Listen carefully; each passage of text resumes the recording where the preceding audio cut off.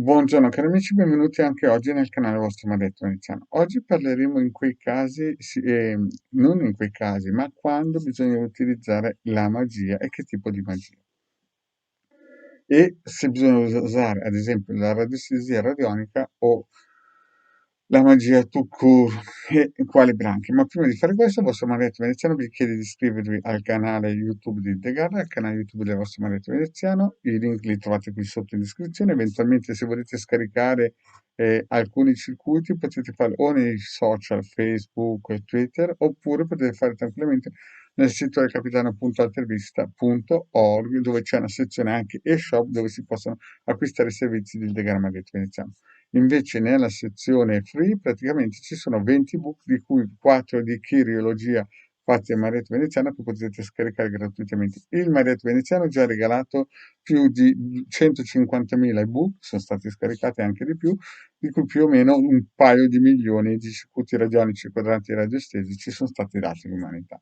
Bene, adesso parliamo un po' di alcune branche della magia. Ad esempio ci sono i sigilli, che servono per ricostruire un po' l'abito astrale, vibrazionale della persona che magari quando è nato ha avuto degli influssi planetari negativi. Allora, con alcuni sigilli planetari, chiaramente noi conosciamo Salamone, possiamo ricucire questi strappi, però bisogna sempre tenere presente che il sigillo planetario non va contro il karma, eh? Cioè se noi dobbiamo fare un passaggio a piedi, senza aiuti e stampelle, chiaramente il sigillo non può fare tantissimo, però può fare. Poi abbiamo dei ciondolotti che il Degarmareto veneziano a livello vibrazionale e radionico hanno messo in azione, poi abbiamo una zona in cui si può definire riti propiziatori, no? Con i vari influssi planetari che sono un attimino un po' più corposi e più potenti. E poi in alcuni casi c'è praticamente l'adagio da salomonica, coercizione mentale, magari per un posto di lavoro, per poter magari far dimagrire il compagno, l'amica, far smettere di fumare, far diventare vegetariani alcune persone. Insomma, si può dare una piccola mano a certe situazioni un pochettino difficili.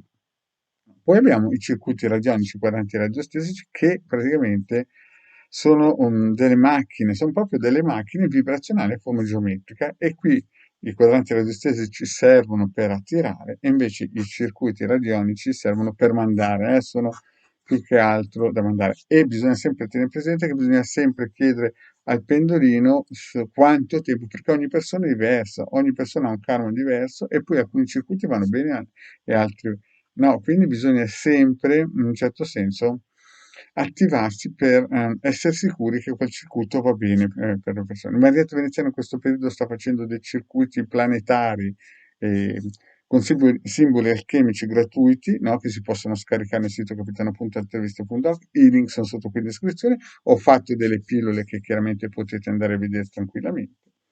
E quindi dice tutto.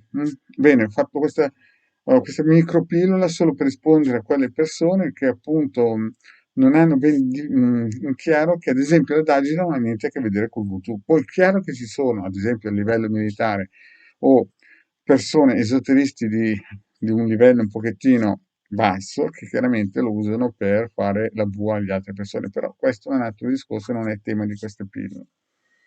Bene, penso di aver detto tutto. Vi ricordo i nostri incontri che sono lunedì sera 21:30 il De Gara Sibille Interattive, mercoledì Marietto Veneziano Sibille Interattive con il De Gara alle 21 e venerdì Sibille Interattive con il De Gara gratuite nel canale YouTube. E se non sapete come fare a trovare il De Gara o Marietto Veneziano perché questo video lo vedete perché l'hanno scaricato o ve l'hanno fatto vedere, basta che andate nel sito di YouTube, scrivete Marietto Veneziano o il De Garda e usciamo. Bene, cari amici, grazie di avermi seguito e alla prossima, ciao.